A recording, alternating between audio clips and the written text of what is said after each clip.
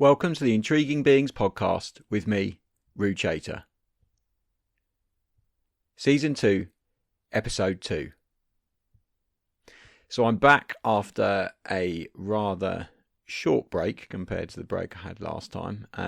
Life's been pretty busy, lots of travelling around, lots of kite brands launching new products and things like that. So I've been jetting here, there and everywhere.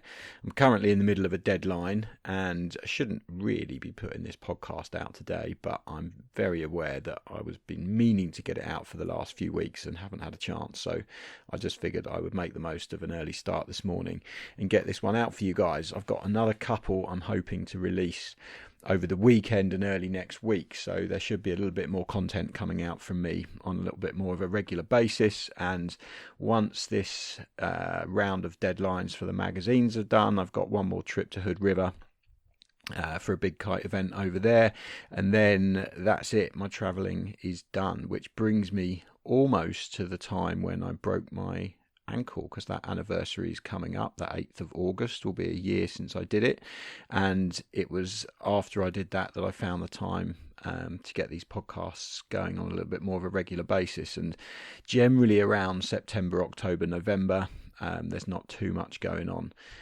my travel plans, so I have a little bit more time at home to get things done. So hopefully you'll get to listen to a few more of these. I've been recording them everywhere I go. I've got some absolute classics in the pipeline, which I'm sure you'll enjoy. So this episode is a really interesting one, actually. It's with a gentleman called Ralf Grösel. He is the kite designer, or one of the kite designers for Duotone kiteboarding. So he looks after a few of the kites that they produce, but he's a lot more than that. And when you speak to him, he's a very, very interesting character. He's highly intelligent, and that comes across in the interview. But if you've ever thought to yourself there just aren't enough hours in the day, then Ralf is probably the man that you need to listen to make you realise that there's plenty more hours in the day and you can actually do an awful lot with your life. In addition to being a freelance kite designer for Duotone, he runs a company called Jibe Tents, which make promotional tents which can be used at events, but also they're used for humanitarian purposes. They're sort of inflatable tents. He is a racing car driver and races cars, and has a couple of nice cars in his collection as well, which he drives around. And he also has a company which he designs these special sort of spinnaker type kite sails for yachts, which is quite impressive. And he does all manner of other things as well, designs paragliders, and in recent years he's just set up a software company which is looking at ways of managing his life and all of these companies that he operates. And that's possibly maybe going to be the big break that he has in terms of, you know, a huge amount of success, where we're talking about companies worth serious amounts of money. So when I sat down and spoke to Ralf, I was just kind of a bit blown away by how he has enough hours in the day to do all these things. And I think it comes down to sort of being productive with your time and, you know, realizing that actually watching Netflix, sitting on social media, looking at various things, you know, you don't have to do that. You can be constructive with the time that we're afforded and make the most of it in a productive manner, rather than just perhaps wasting it sometimes. Anyway, without any more chat from me, let's get into this week's episode. Enjoy.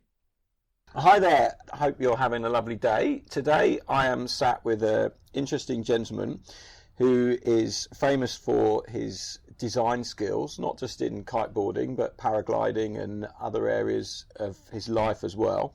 His name is Ralf Grösel, which I may or may not have pronounced perfectly. We've just been chatting about that, so he can correct me if I'm wrong. But Ralph's been a freelance kite designer for Duotone for a long time now, and he's behind some of the kites that you will fly. He also designs paragliders, which is a slightly smaller market, but obviously a much more responsible one, because people are jumping off mountains and flying for miles and miles and miles, so you've really got their entire lives in your hands when you're doing that. And he also developed something called jibe tents, which you can look up on the internet, and these are tents that are used for exhibitions, humanitarian reasons, all sorts of things. Inflatable tents is probably the best way to describe them, and they've got a whole range of those and things like that. And I thought Ralf would be an interesting person to get on the podcast, to chat a little bit about where he's been, where he's come from, and some of his ideas and outlooks on life. So Ralf, first question, we were chatting a little bit earlier. You mentioned that from a very young age you got into design, and you mentioned that, you know, your first sort of experience of sports, as it were, was seeing paragliding on the lake where you lived, I think you said. Is that right? Yeah, basically I was on holidays in Bulgaria. I was 12, 13. Okay. And I saw people jumping from the cliff with very old school type of paragliders, like not really the things you can see, like the highly sophisticated ones which are flying these days. It was really more like a parachute version. Okay. And I was totally fascinated by the fact that these flexible wings are lifting these guys up the mountain, and they had quite a fun, obviously, like really. And I thought by myself, okay, I really have to go into that matter and think about it, because I was always, when I was a kid, playing with sailplanes, like radio-controlled sailplanes, and try to build my own sailplanes really by myself, like not only building it, but really developing it. And so I got very deeply into aerodynamics, as deep as ever I could. Like these days, back in these days, it was not so easy to get the right informations. And so 12, 13, what year are we talking about back then? That's a very good question. I was going to say pre-computers, pretty much. Nah, it's not. Almost. It's like I'm doing you a disservice there. Okay. So, yeah, everyone was using ink isn't and that quill. I look so old that it was pre-computers? So I'm actually but it's compared to today, you didn't have Google and things like that, right? No, there was no Google. There were. I'm not able to remember what was my first computer, but it was a Commodore C64, C64 something, Commodore C64. And I was just basically studying all the books which were available. I was studying all the profiles, the history of like how humans started to analyze it, like the NACAR and EPLA and whatever, which is required to actually build planes in various ways. So, and the decision was done. I wanted to start paragliding because it was cool, looked cool. So it looked fun. I convinced my mom to actually let me go, which was kind of harsh, because it was 14 in the end when I started first paragliding. It was not even legal in Germany. Really? Yeah, no, that was too young. Too young. Like in Germany, you are allowed to fly paragliders, or you are allowed to start learning to fly when you're 16, and in Bulgaria, like no one cared. No one cared. Yeah, absolutely. So perfect. Absolutely fine. Yeah, absolutely fine. It was totally perfect. So, but before I decided to jump from the first cliff, I thought by myself, I really have to know why that entire thing is flying, and why is it steering the way, like how to start and everything. So, I really tried to dive into that matter quite deeply, and I got myself a very old sewing machine from my mom, and I went into a shop where I could get some ripstop material. Yeah. And basically started to build my own first scaled paragliding models. I did a lot of these things until the point where I realized, okay, I really have to progress in a more complex area. So I got myself the first computer, the first CAD programs, which were very, very different to the ones. I imagine they must have been super basic back then. It was very complicated. It was super complicated in the end, but still very basic in what you could actually do with it. Totally, it was mainly two-dimensional drawings, and it was really, especially if you look to AutoCAD, the AutoCAD tutorial for AutoCAD release. What was it? Release 10? I cannot remember. It was 900 pages or something, super stupid. Just with comments. Yeah. If you wanted to draw a line, it's like you really have to know how to draw a line. You know, now these days you go with the mouse and click somewhere. You just do it. It works, but it works. You couldn't. Yeah. And there it was just very much more difficult to actually self-educate yourself into these type of programs. But I managed it in a couple of days, actually, because I was just sitting 24/7 on the computer until the point. Have you always been super analytical? Because sort of it comes across that you've seen paragliding, you want to have a go at it, but before you even start, you're like going into it full bore. Has that been something that you've always been like, or did it just come from paragliding, this need to analyse everything? I would say I'm super pedantic. Okay. At pretty much everything. I think this is one you have to, like, not you have to, but for me, really. I mean, I really want to dive into the matter as deep as I potentially can. And so it was for me an essential part of the process to actually understand everything in detail, like from the production process. I mean, I never had the chance to talk to anybody in the paragliding scene before I started, like, because for me I was young, I was there, and I really tried to figure it out all by myself, like how to splice lines and what type of lines and why is this profile flying better than the other. And because the profiles, for example, on a paraglider are super different to the ones you find in books for sailplanes or for an aeroplane. Totally different, because it's like a totally different range of airspeed you're looking for. So it's a different physics behind it. So finally I was finding myself behind the computer screen for long days and long nights, and trying to figure out how to build the first two-dimensional outlines of paragliders. And then luckily I was able to get my hands on a newer AutoCAD version, which allowed me to draw in 3D.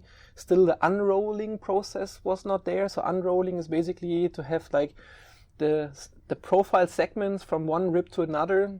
This surface is three-dimensional, and for the production process, you need, of course, a two-dimensional because the pattern. Material's flat. Absolutely, you need the flat pattern, and the progress of doing this is called unrolling the surfaces, and it was not possible. So I built it like machineries at home to actually print these profiles, and then squeeze them into like this machinery, and then unrolling the surfaces. But it wasn't super precise, actually. It was by a millimeter. Wow. And so I did super complex, I would say really super complex paragliders with 64 cells and outline which has never been before. And so I really tried to get new things which I had in mind onto the paper and also then into the model. And that was basically the starting of my paragliding career. How was the first time you jumped off the hill in Bulgaria, off the mountain? It was scary. Did you have a lesson, or did you have anyone tell you, or did you just strap yourself in and go? In the end, I pretty much strapped myself into it. Because I had a anyone listening to this now just be like, that is not how you learn to paraglide. No, right? you should not do that. No, really, you should not do that. It's super dangerous. But on the other side, I have to say I was so convinced, because with all the flying these little kites in the end, and learning everything, I really knew what to do. I was really absolutely 100% also convinced that I can fly it. But then it was not a problem of handling it. Starting and landing was not an issue. But then you realize that there's a lot of space between your feet and the ground.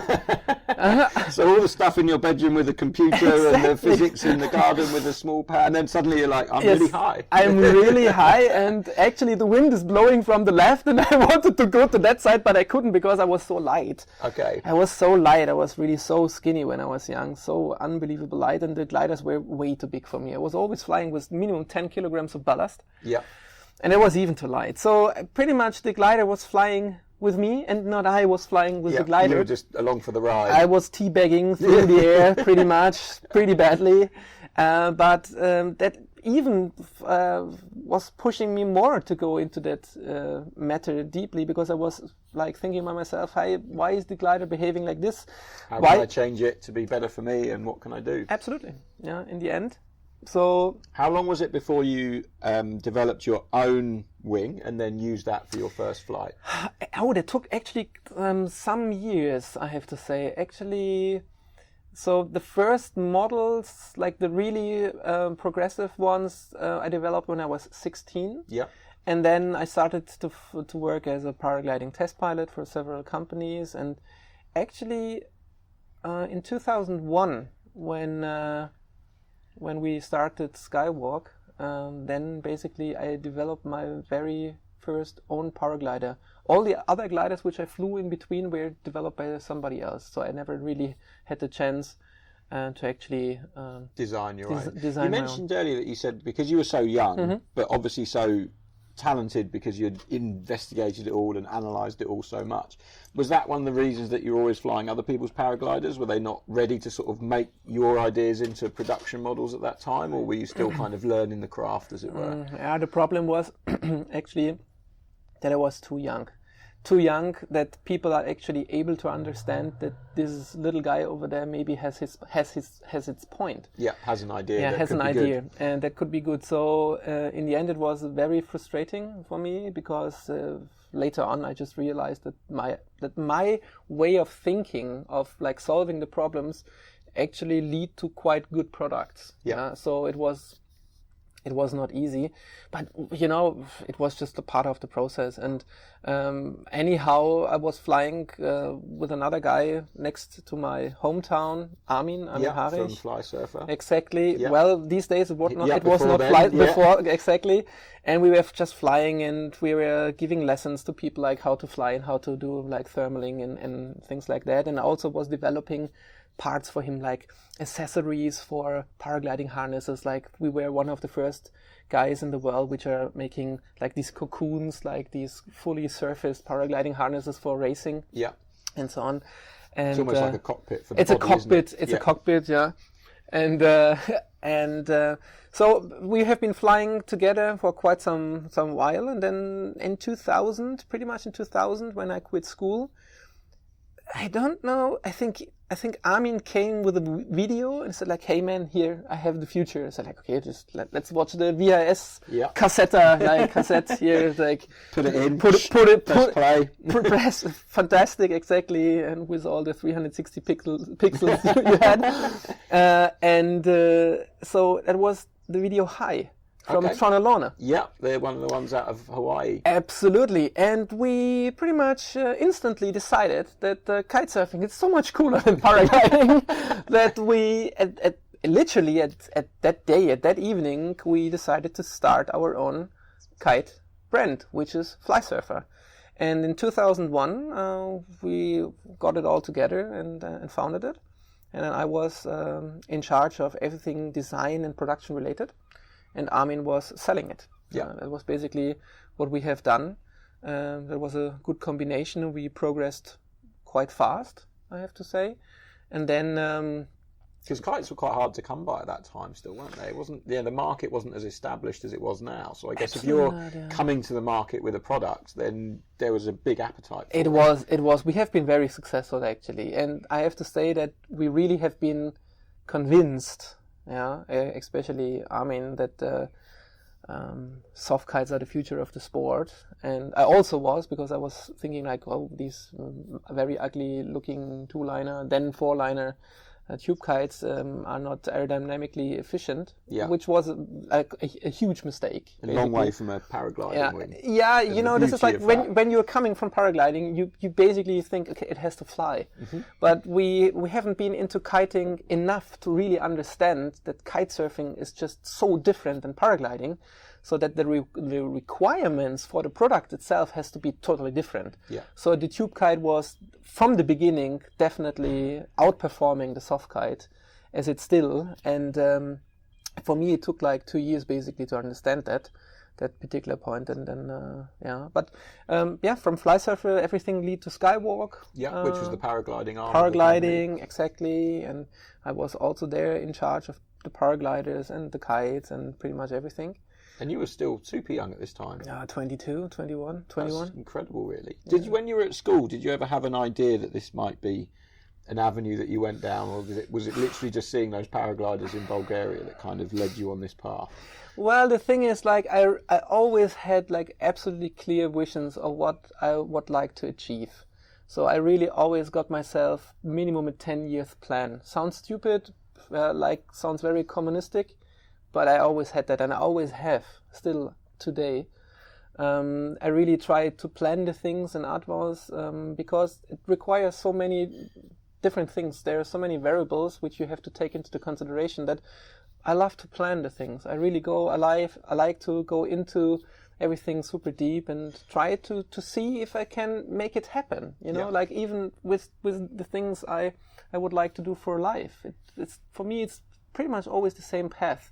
Designing and like the achievements in life, everything goes alongside, I would say. So, with Skywalk, you mentioned I was very young, and I was really very young. I was super motivated, and I was under the impression that I only have to perform well, and then the success will come, which was a stupid idea. Yeah, because I realized the better I was, the more not enemies, you cannot say that. It's too harsh, that word, but the more people... you can kind of put noses out of joint and upset people a little bit, and this young kid coming along and changing the way that things are going, and we were happy with what we were doing before, and now we've got to change because Ralf's making it difficult for us. 100%, and it's absolutely clear. And now I'm much older, and I soon realized that it was also not the right approach. I have to say, like, the people looked at me and they saw, okay, this little kid is basically overrunning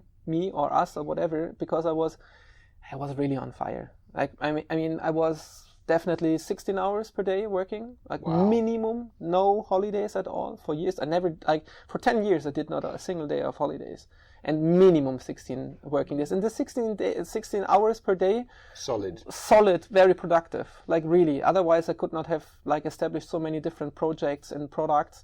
So I really tried to find the fastest way to Rome. I know this is a very German saying, basically meaning that there are different ways to approach a goal, which is absolutely clear. Like, this is the way to Rome, as we say in Germany.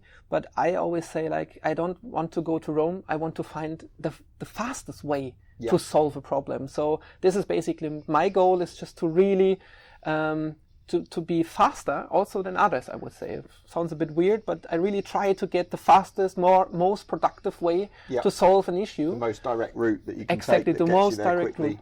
This is the thing. That's the point. So and we had the company Skywalk, which was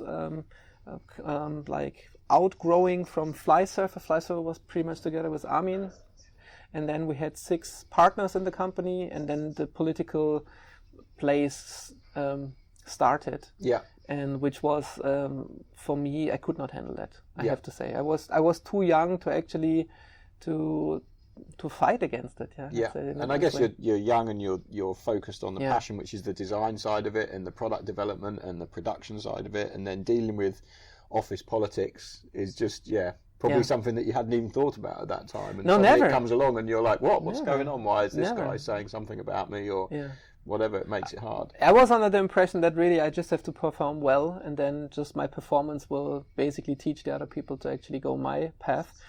It is...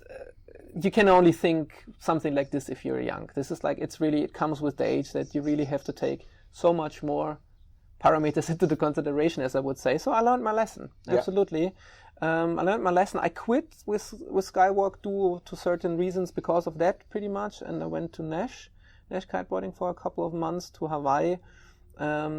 They gave me the opportunity to develop really crazy hybrid kites, very interesting.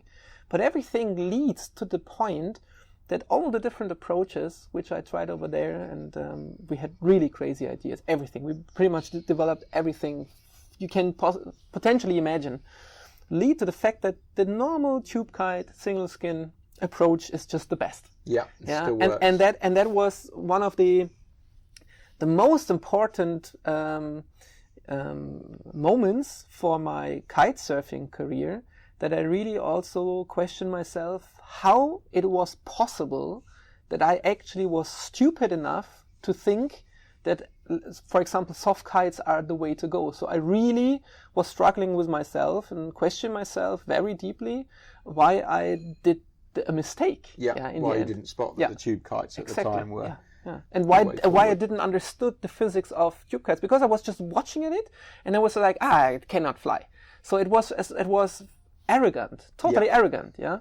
So, and I really also in there I learned my lesson to really question the things like much more objectively, and to really see what is the point. And then I started to understand the physics about the tube kites, and that pretty much was the base for me to develop kites, let's say in a certain way, kind of effortless. Yeah. Because I think I really do understand what's going on from the aerodynamical side, and this is since ever then, that's a lot of fun. That's been where your focus, as it were, is on the tube kites and developing those. Exactly. At what point did you start working with Duotone? It was after Nash, or after Nash, I founded another company called ISTEC. We developed special downwind sails, spinnaker sails with a wing attached. It's not my design idea. The idea comes from Hartmut Schädlich, a guy who did the patent in 1997. But the ISTEC, the company, just got the license fees for the patents, and I developed these sails, 55 different sails. Wow. Huge. Yeah, you can Google it, Parasailor in Parasail. It's a very well-known sail, actually, in the sail industry. It was also voted to one of the best inventions from the Yacht magazine, Yacht magazine. The last 100 years. So it's a really good product. So it's not my design idea as mentioned, but I just made it to life. Exactly, I brought it to life, if you can say that this way. Yeah. And I was working for ISTEC. I was establishing a production facility in Ukraine for that particular product. So the production of yacht sails must be on another level to producing small kites. With the same concept as bigger things. This is the point. I mean, you have the three-dimensional carbon sails, which are laminated sails. And the spinnakers are still very, very similar to kites or to paragliders. Ripstop kind of material. Ripstop kind of material. The production process is very identical. You have like a cutter, and then you glue the things together, and you stitch it, and basically you have a final product. Sounds easy. It's a little bit more complicated than that, but in the end, it's like that. So I was there, and a colleague within that company, Christian Wenger, he was former in charge of building the North Sails production facility in Vatupiti, Sri Lanka. Okay. So that was my new colleague. So and I went, that was the connection in the end. Yeah, Christian Wenger was the guy who introduced me to Till Immele. Yeah. And we had a meeting, and after that I had a job, basically. It was very straightforward. I was still focusing on the development these days for the snow kites. Okay. Yeah, because Till just wanted to also proceed into that direction. So I did that for 2 years with Fabio and Grosso together. Very nice, interesting time. It was fantastic also working with Fabio since ever then. Yeah. And then just kitesurfing took off, for Duotone, really. And Till made the decision to split the design models into 2 designers, which we have until today. So because around that time there was the 4 designs, wasn't there? And I think Ken took over 2 of them, and you did the other 2. Exactly. And then we had new models coming away. So the Evo was the first model from my side, and then it was. I mean, right now I'm doing the Evo, the Vegas, Dice, the Juice. Is it? That's it. Yeah. That's it. That's it. That's quite a lot. Four. And other projects as well. So I was just thinking. Yeah. So, but these are the main models, and within the portfolio, I think that's a perfect split. Yeah. Yeah, between Ken and myself. Ken is living in Maui and is very wave orientated. Yeah. With the Neo and the Rebel. Well, the Rebel is not so wave orientated, but this is like it's his project. His child since forever. Ever. Exactly. And so I basically took over the Juice 2 years ago, which is very important for the European light wind market, which is massive. And this is basically what we have today. But I have to say, in this point, I always took care about the production side of Duotone, together with Hannes Knolls, the production production manager of Global Sports Lanka. And together with Hannes, we also developed the modular system. We called it Progression 10, which was definitely the turning point. Yeah, and that's been around for a while with Duotone, right? It's a big, but it was a huge project when you first undertook it. It was massive. It was really massive. And I mean, I have spent really years of my life in Sri Lanka and years in the production facility. And this, for anyone that's listening, it's like the quality control stages of making sure everything from every step of the way is perfect when it comes out of the factory. This is the final result of it. So basically what we have done, we questioned every single seam, every material, every production manufacturing technique. So we completely reinvented on the production level for Duotone the kites, like everything. Not a single seam has been untouched. So okay. Everything, like the way we glue the top panels together, like the leading edge, the segment joints, the machinery, a huge thing, because I was used to different machineries, like to more automated computer cutting machines, to lasers and to Lectras, which are able to cut whatever 50 splice and to be much more efficient. Yeah? So. And with Hannes, I had a fantastic, perfect match partner, so he was also absolutely into it. And we pretty much, started kind of from the scratch in a certain way, there was a fantastic base from his work, but it was the next level. It was like, in the end, nothing else than what the automotive industry, what Honda did, like back in the old days. It was just the modular system. So everything I did ensured in the end that the kites are on the highest quality level possible, and that if Ken sends a file, that the file is treated the very same way as my designs. So pretty much we're sitting on complete different sides of the world, but the outcome will come out perfectly. Is totally the same. It's absolutely the same. And even more important is, if we have a design change, we do this design change globally. So if we have a part which is, for example, falling apart and we have to do a running change, it's affecting the entire production chain and also all the models simultaneously. And that also ensures that we are much quicker of changing something and much more able to progress. Yeah. So you can react to, when something makes it to production but doesn't quite work in the real world as you expected it to, you can make those changes quickly without it upsetting the whole apple cart and the scene of things. Yeah, that's the point. How do you find designing tube kites compared to designing paragliders and things like that? Is there, you mentioned earlier that, the paraglider, it's designed to fly and the tube kite works in a different way. What's the sort of process behind when you sit down and start thinking about how you make it work? Well, first of all, like the initial point is very similar. You really have your target. Yeah. Without the target, you're not able to proceed. Yeah. So that's very clear. And on a paraglider and on a kite, you specify like the target group of users, and then from the target group coming, you say, okay, these have to be the flight properties, and it's very similar.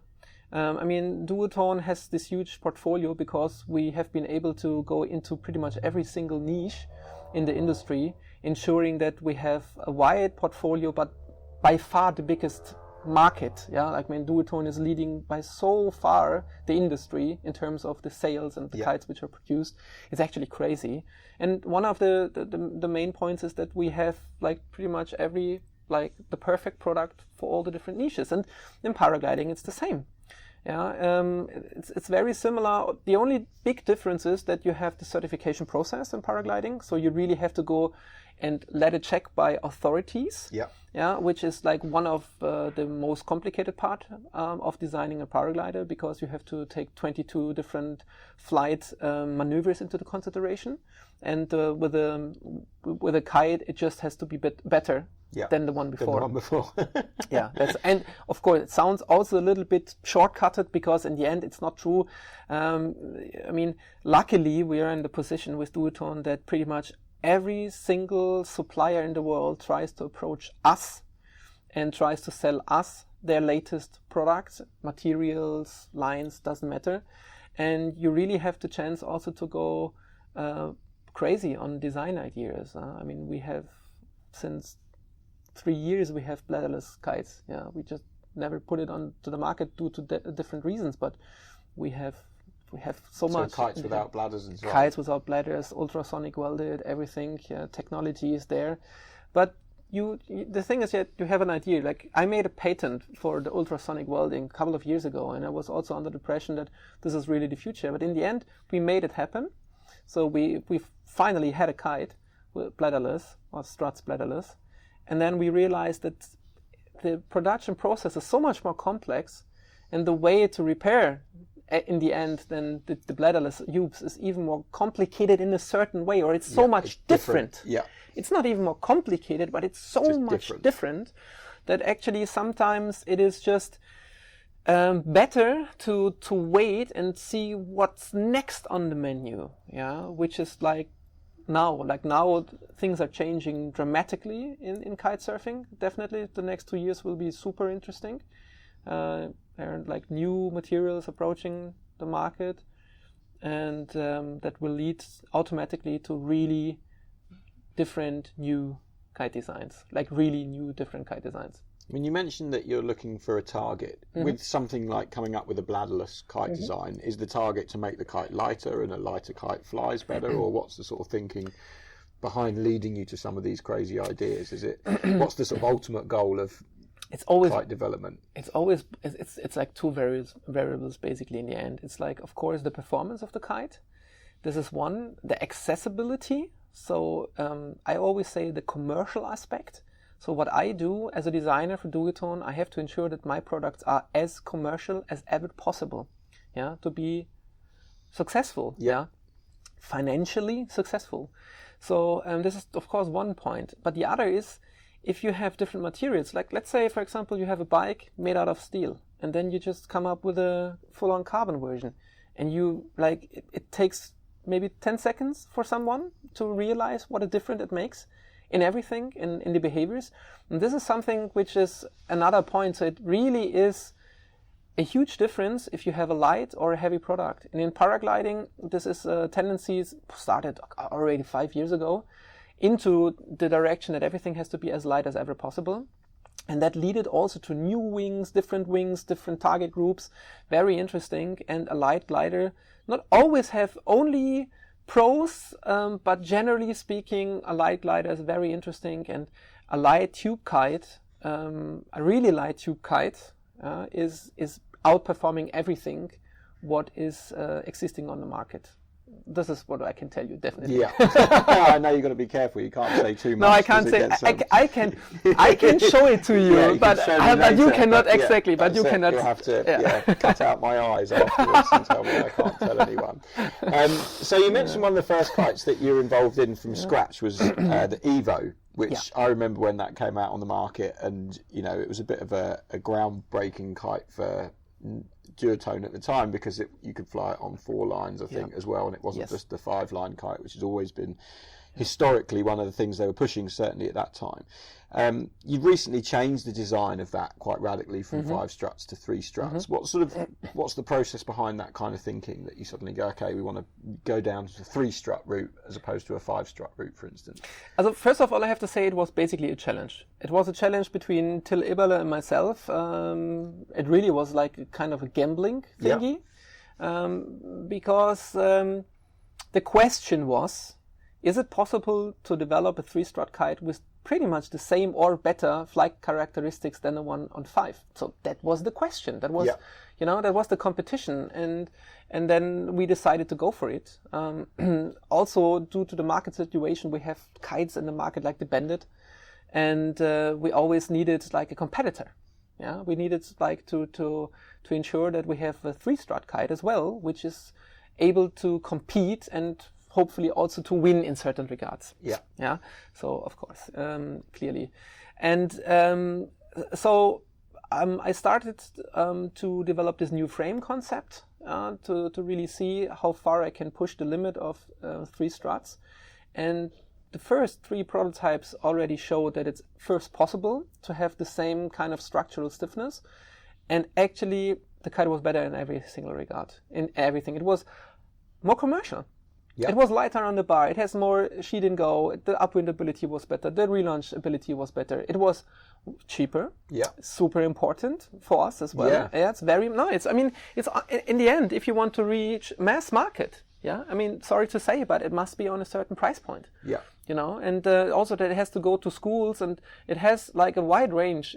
It has to have a wide range of different characteristics. And I think with the Evo, especially now with the latest restart version, we really nailed it. And you just have to look at the sales figures in the end. And this is what I'm like. I really try to judge myself also on the sales figures. And I think we are 8,000 something with this particular model. And this is not bad. Yeah, that's a huge number of kites to sell, especially when you have so many kites in the range already. 8,000 would be impressive if you just had the Evo. Yeah. So to have 8,000 when you've got, the Vegas, the Dice, the Neo, the Rebel, and the Juice and the others as well is a pretty big achievement. I mean, we are in the lucky position that overall last year, like in 2019, so we are in the 2020 range right now, we have been selling. No, not producing. There's a huge difference. Yeah. Selling 36,000 kites. Which is a huge number. That's a huge number. That's a really huge number. This is mind-blowing. Yeah. In terms of the paragliding world, it's like really, it's a massive number.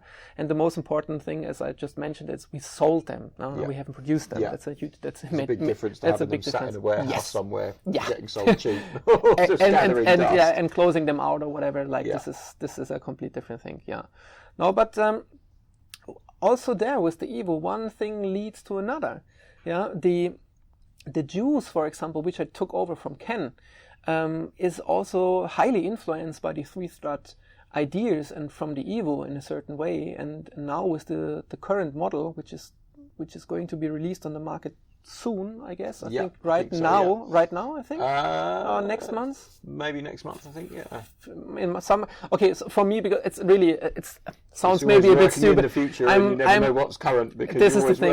I'm on 2020 models, and then we have these other projects going on with it's 21 already, not only you're 2020. Always living in the future. Totally 2 years ahead, basically. So I really have to think what we are going to produce at the moment. So, but the Juice was in production right now, so it's coming to the market next month, I guess. And for example, this kite is 15% lighter as the previous one, and with new materials. Yeah, we have tweaked everything what was available, and I tell you, 15% sounds like nothing. It's a major difference. Yeah, it's so radical in terms of the light wind, back lunge, relaunch. Starting abilities, it turns much smoother, it hooks much better, which is very important for going on the foil, because you really have to do the down loop to actually get yourself dragged or hooked above the board to actually keep going. This is like the most important thing. The turning ability is super important. So 15% in weight reduction makes a huge difference, and interesting. Yeah, you can say that this is interesting, and if only 50% reduction makes such a huge difference, just imagine if you have something which is like 50% lighter. Yeah, for example. The goal is always going to be. Again, it's in other industries. It's not that we do something totally new. We all follow a certain path, and we definitely try to adapt the things from other territories into what we are doing. And I think this is something which also stands for other parts of Duotone, for the click bar, for example. Trying to really do something outstanding, or the boards with snowboard technology, which pretty much came from groundbreaking stuff at the time. Groundbreaking stuff. The industry. Totally, no. I mean, we really have to see that, and these kind of ideas. I think, it's really fun to be able to work for Duotone on this particular level. Because, as mentioned, now the suppliers approaching us, and you're not going to them and saying oh, what do you have, and could you?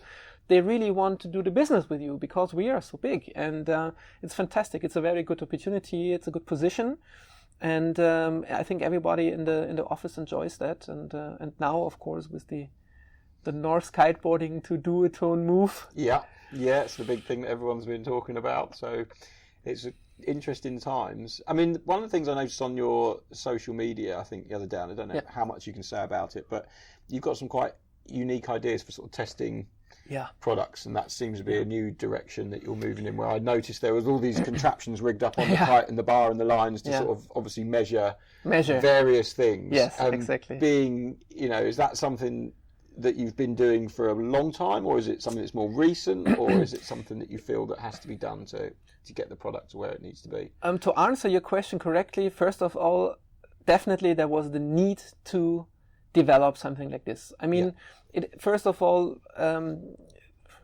if you are on the stage where we are at the moment, little minor changes are making huge difference. I can tell you, if we would go to the beach and, for example, with an Evo prototype, and I change you the bridles in a range of 1.5 centimeters, I can give you 3 completely different kites. You will not recognize that this is the same kite. So much of a difference. So in the end, it's like validating. It's really, you have to come to the point where you have to ensure that you're not guessing, that you know. And I mean, again, car industries, other industries. I mean, we are in a sport-related industry, and we are not really professional in really going into the validation of flight characteristics. And there was a very interesting project from the University of Berlin, operated by Jan Hummel, and he approached me, I think 3.5 years ago already, or 4 years ago. And the idea was to develop an automated test bench, which is not only capable of measuring all flight-related data, but also being able to operate automatically. So basically, the system flies the kite by itself, in real time. So this thing has happened. We're using it. It's the only company so far worldwide. We have validated all our different kite models.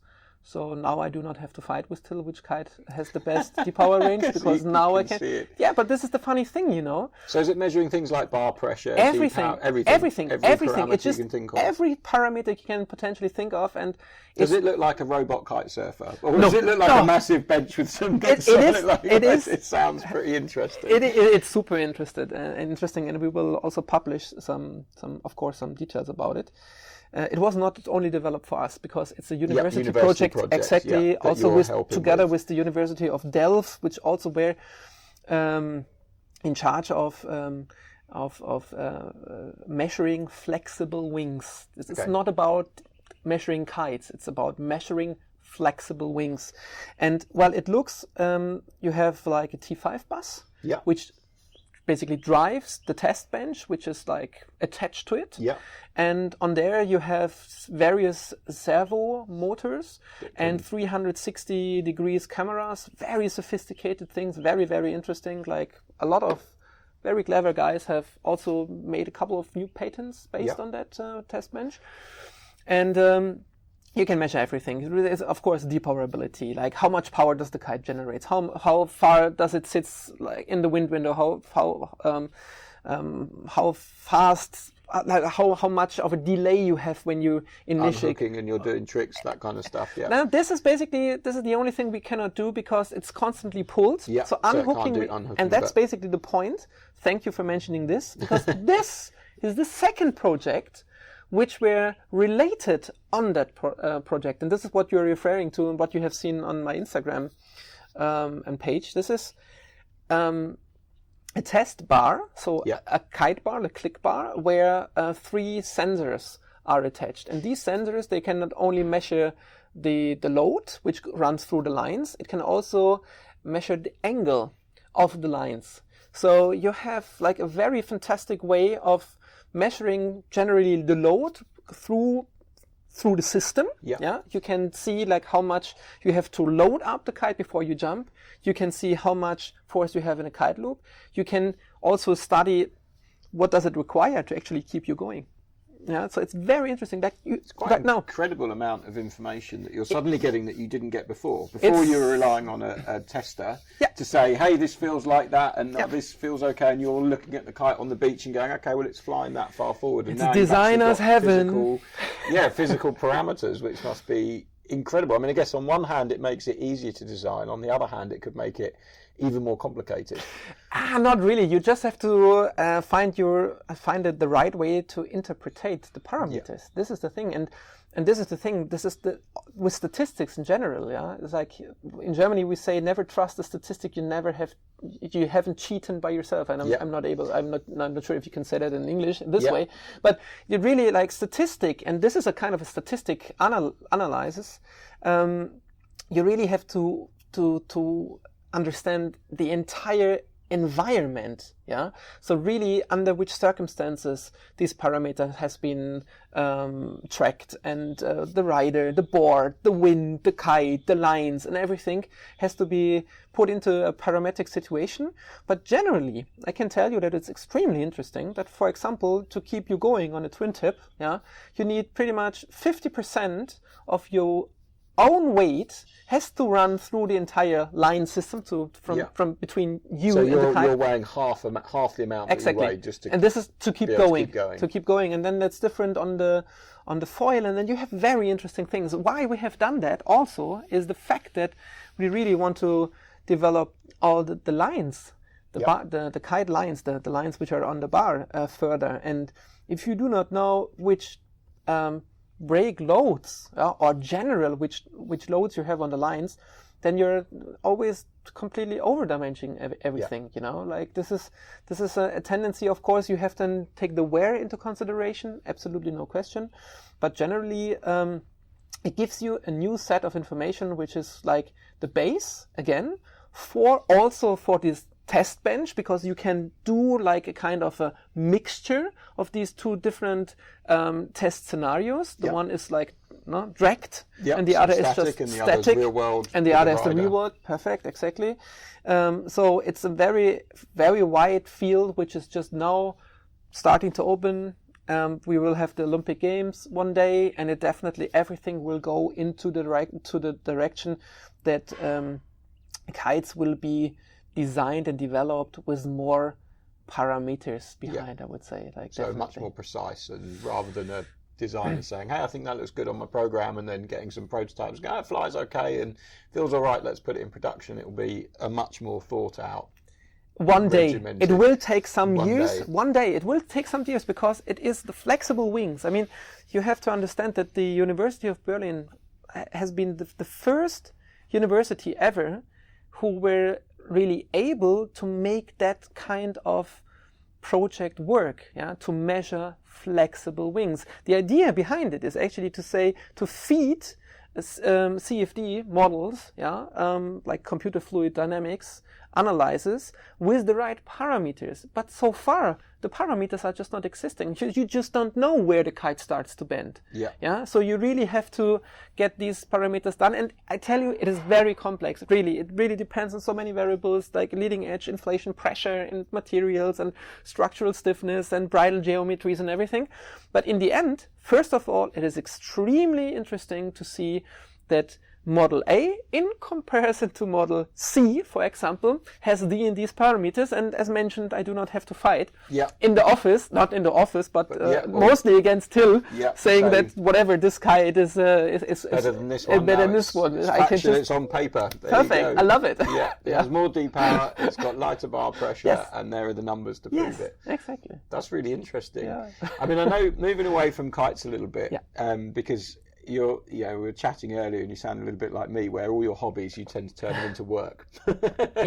Which I'm exceedingly guilty of. You go, I'm really enjoying doing this. I know. I'll start a magazine about it, and then suddenly it stops being fun anymore, and you end up hating it and going, "Why on earth did I do that?" But one of the things that you like doing that I also see on your social media is you're really into your motorsports and racing cars. How did that come about? Because that's quite a competitive thing. And the other thing I was going to ask is, have you ever been competitive in paragliding or kiteboarding, or was the competitive nature for you to produce the best equipment? The second one. So I'm extremely competitive. I have to say. I really would claim myself I'm maximum competitive. If I start something, I want to do the best. 100% guaranteed. And it doesn't matter if it's the Jibe, Oxley, Icaro, all my own brands, or the software engineering we have talked about earlier. It has to be the best. It has to be the best. It has to be outstanding. This is my goal. It's like others have to judge if I have achieved it or not. But the cool thing in car racing is you rather on the podium or you're not. Yeah. You know, it's this easy is like to measure. and this is the point. I love to be measured, yeah, because this is the way I think, and so I love to also have this competitive situation with my driver colleagues, which are all friends, and you really have to have a couple of people operating the car. To operate a race, you need at least 6-7 people around the car, like for pit stop mechanics, everything. So it's 100% teamwork, and this is fantastic. You know, this is teamwork because you have to plan it, yeah, and also you have to plan teamwork. You have to really to talk to everyone and to align everything and to see that the car is ready, and also get yourself into the car, into the mechanical side of it. I love, for example, I have a couple of cars and I also do modify them by myself, also like aerodynamical parts. So I develop aerodynamical parts for the car and just to see if it performs better. So overall, it is just a fantastic playground. First of all, to not being distracted by something else, because for me, it's like very difficult, I have to say, to really relax. I'm not really able to do that. 16-hour days. Yeah, and teaching yourself the problem CAD when you're sort of 13. Yeah, and I tell you, the thing is, it's the problem is my head never stops to compete. Yeah, it was very, very bad when I was young, and now when I'm getting older, it's just like flattened out. Luckily, but I have the capability of really doing different things parallelly. But also that stops me from relaxing. You know, it's like it's really hard to not think about anything, which is not possible for me at all anyway. But sitting in the car and actually going around the corner as fast as possible forces me to really focus on that single event. You know, this is like the most important thing. If I don't do it, I just go straight with 220 into the wall, and then it's not that I harm myself, but I crash my car, and that's a shame, and very expensive on the other side, and it's a shame, and I never crashed anything. So, don't tempt fate. So far, but the day will come. The day it's just a matter of time. No, it's just racing. It's racing. It's 100%. It's 100% racing. It will happen to me as well, definitely. But this is the point. I really try not to do it, but really to go on the limit. And that you can really feel, I can personally feel it when I'm sitting in the car. Of course, first you have the adrenaline rush, but after a couple of laps in the race, I really try to come down so much, and I'm actually more relaxed than in any other situation. And I'm going as fast as possible. Because you can't think about work, you can't think exactly, about anything because else, I'm you're just concentrating in the moment it's on just the track dancing, and the car. you know. I'm not really good in dancing, I have to say. But it's like a rhythm. Yeah. And this is just like, really, it's rhythm, and it's like really trying to feel, it's like having a partner. The car is your partner, and the partner may change, because when you dance, maybe your partner has one more gin and tonic, and then just like, you know, the rhythm changes, or the music changes. And then, of course, you have to adapt to that.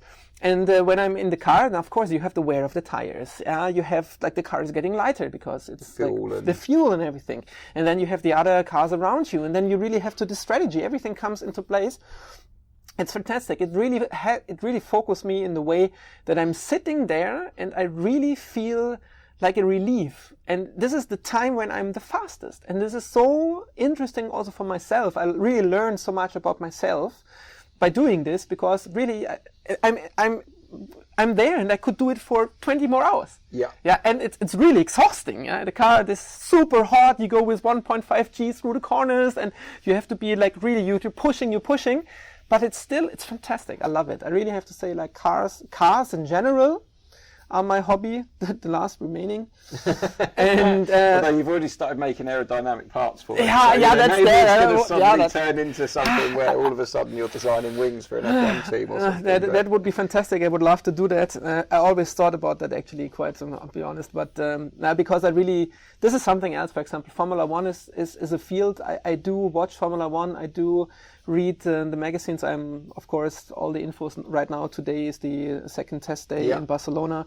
And of course, what I do, I just check the aerodynamical parts on it, and I really try to understand the concepts behind it, and it's fantastic. It's 3D chess for me. I just try to understand what they are doing, and I think I'm able kind of to make predictions. Yeah. Which ones is better? Not for the aerodynamical part, of course, not for the package. That's clear. That's absolutely clear, because there are many ways to roam, as we said. Exactly. You could have the best aerodynamics, but the worst chassis, and the worst chassis, and then whatever worst else. engine, and you're not going to go anywhere. And this is and of course, Adrian Newey, I have to say, is absolutely outstanding in terms of his capabilities in aerodynamical designs. There's no question about it. Funnily, Mercedes, with a completely different approach. Red Bull has one super brain, and Mercedes, they have not one super brain, but a lot of very talented people. And the result right now is better than the super brain. So it's also very interesting to see how the team works out, and everything comes together. It's very interesting to see these different type of structures and different ideas, also how to operate. Mercedes is operated by Mr. Wolf. Super interesting, like how he is able to motivate his team is fantastic. All these things is but chess. But also when you listen to him, it's just it is chess. Yeah. It's chess. Yeah. It's nothing else than chess. Yeah. You mentioned earlier that you always have a 10-year plan. Is that always a rolling 10-year plan? It's a rolling 10-year plan. So what's your 10-year plan at the moment? Where are you going to be in 10 years? In 10 years, hopefully being able to focus on software engineering, because this is something I've been doing for the last 4 years. My own companies are operated by ERP system, which I have developed together with a team of 9 people. That's also my biggest personal investment. It's called PK6, and I think we do have some pretty interesting ideas in there. I would not be able literally to operate all the different companies simultaneously without that. It's absolutely clear. It is the future, this type of software, the thinking, the logic behind it is the future of trading in the future. It's just a question if I can maybe develop it, or if I can develop PK6 to the point where I actually find the right investors. And gets out there. And first of all, I have to prove it. It's very clear, because it's too complicated to talk about it. You really have to prove that all these logics and dependencies between the entities are working. This is super. It's the most complex thing I've ever done, and I love it to do it. And this is not saying that I don't like to do kite development, and I think as long as I have the chance to do it, I will always do it. But I also have to say absolutely that asking me about the 10 years plan, then there is so much more to come in terms of software. We had a chat earlier. You said it also for your company. It is the future, and you really have to stick to that. And sales, everything, the sales hierarchies, everything, the markets, they will change. It's just a question when, and if you're on board with it. On board or not? If you're not on board with it, you might not be. You might not be. You never know. But this is I'll try to calculate my chances, I would say this way. Where do you think kite design will go in the next 10 years? What do you think will be riding? Super straightforward, extremely simple answer. It's going to be light. Yeah, just lighter. Not just. Not just. Not just. Not just. Unfortunately, really, I'm not able to talk about it in detail right now. But I can tell you, this is not a secret. There are definitely things which will change the industry. Yeah. In terms of the design aspects, and I think it can give the industry another big boost. So I think kiting has potentially a bright future, and I think it will grow. So this is my personal prediction, by just looking about the products which we have in our backyard. Ready to go. At some point you'll be halfway ready to go. At some point you'll be able to tell us about them. Yeah. Ralf, that's been fantastic. Thank you very much. Thank you very much. And there we have it. Season 2, episode 2 in the bag. I hope you enjoyed that one. It's an interesting chat with Ralf. And I've since seen him and we've discussed a few other projects, and I've actually seen the lightweight kite that he talks about in the flesh, and it was quite an impressive bit of kit. Can't say too much about it because it's still very much under wraps, but as he said, the future of kiteboarding is going to be light, and having seen some of the things that he's working on, I can well believe that. I hope you enjoyed that one.